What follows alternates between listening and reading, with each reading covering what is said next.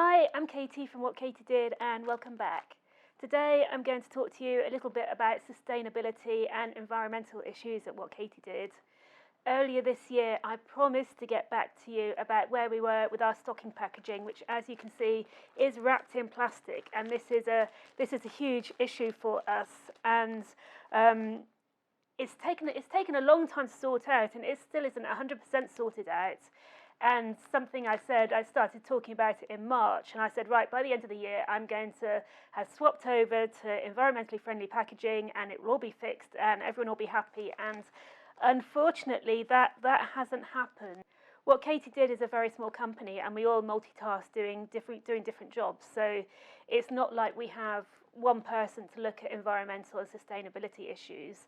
Everyone's kind of trying to fit it into their spare times, and with me particularly, it was something I personally wanted to do. So of course I was the one who was trying to fix it and deal with it most of the time, and then I'd pass it on to someone else to see what they had to say about it. But mostly it was me, and then someone else was trying to fix it as well, and a lot of repeating and not actually getting that far at all.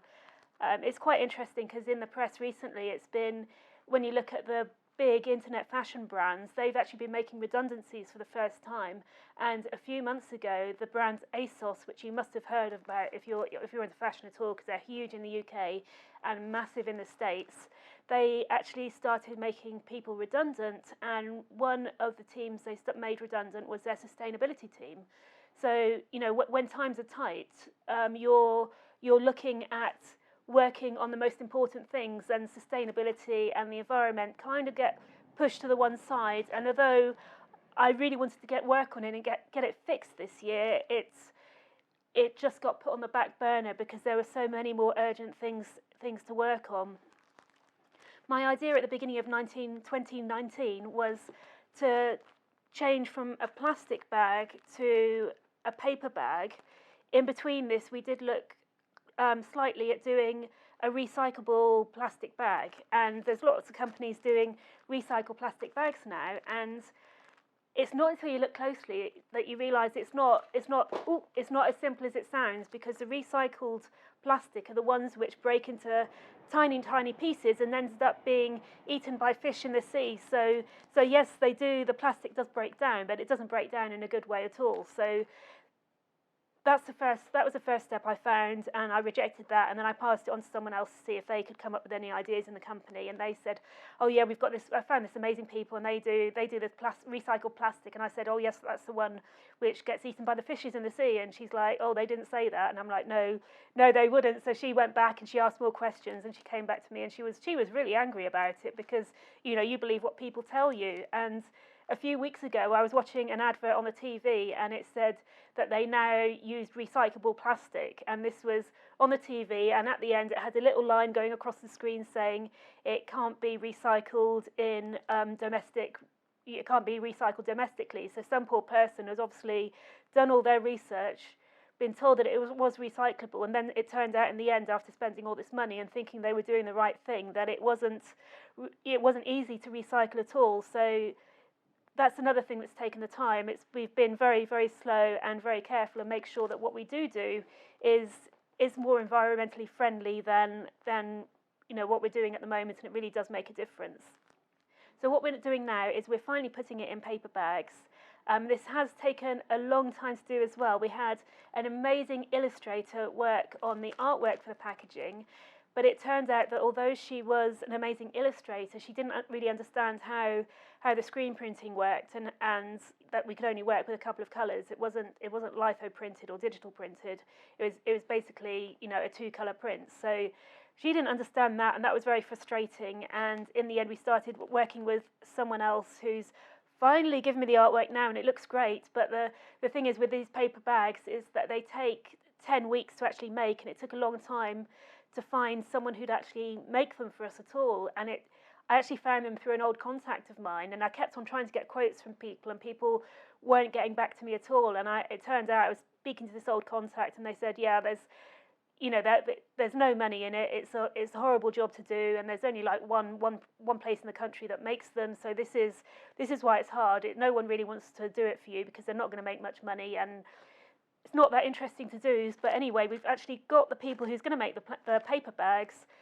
So really, we're looking at the first quarter of next year. We're looking at March now before we actually get them and actually start to use them. So yeah, it's taken a lot longer than expected, and it has been very frustrating, but we are slowly getting there. The other thing I should mention is our magazine. We do a print magazine 3 times a year, and you need to get back to me on this one, because do you actually want a print magazine? Do you like it? Please let me know, because if you don't want one, then I'm quite happy not to do one. But I quite like the idea of having a proper printed magazine, because you can see the pictures more clearly, and you can find out more about us and things like that. But I've been going on to our local printer for years about moving on to recycled paper, and he's been putting me off and saying, it's a lot more expensive and the print quality isn't so good. And this fall, I actually said to him, listen, we really need to sort this out. And he said that the problem with recycled paper is it's not actually recycled in the UK where we are. The paper we used for printing our magazines is sustainably sourced, which means that trees are planted for the paper we use, and it's actually the case that more trees are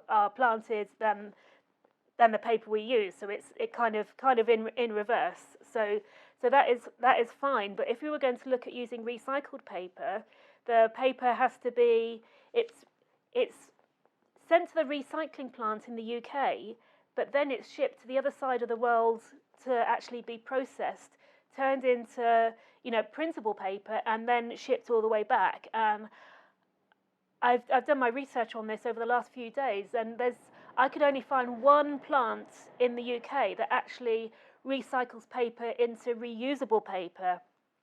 So again, it's a tricky one. You think you're doing the right thing by using recycled paper, but in fact we're probably being greener at the moment by using sustainably sourced paper. And of course, this will probably change in the future as factories are built in the UK and the US who can process paper so it can be reused in the UK or in the US. But at the moment, it's really not as easy as it first seems. When we look at the couriers we use in the UK and the US and overseas, they're all carbon neutral now. So they're taking note of the environment and the environmental impact that they actually have. For smaller deliveries, we use the Royal Mail and USPS in the USA, and of course they deliver. It's not a case of just delivering one box to one person in one street. They deliver to the whole street. So actually using the old-fashioned Royal Mail in USPS is one of the most environmentally friendly ways of getting things delivered. Of course, some of our environmental policies, we've been lucky enough that they've come to us by chance, because at What Katie Did, we've always, basically the money goes into the product, so we don't have fancy swing tags, and we've never shipped in fancy boxes. We do use a little bit of tissue paper, and the white tissue paper we use is recycled. The black paper isn't recycled because we found the black was rubbing off everywhere. But we do use a minimum amount of packaging, and we always have done. And really, we're so lucky because 10 years ago we did get the odd complaints saying it should be presented in a fancy box, and why aren't you sending it all swankily wrapped. And now just by chance and by luck, the society's come round, and so we're kind of ahead of the curve with that one. But yeah, the reason is not so much environmental. It's just really that all the money goes into the product. We don't want your money to go towards packaging which is going to be thrown away. We want all the money possible to go into the product. Although at What Katie Did, we're only making mini steps at the moment, it's really exciting to see how what's happening in the wider world. And from a consumer point of view, it is so much easier now than it was just a few years ago. I started buying things in bulk, soap powder and all the cleaning equipment from Big Green Smile, which is an amazing company in the UK. And I try and buy enough to last for 6 months, so I'm not dealing with a lot of little shipments. And it is a bit painful having to buy so much in one go, because it's a bit boring spending all the money on soap powder when you could be spending it on more exciting things. But it is just so much more accessible than it used to be in the past.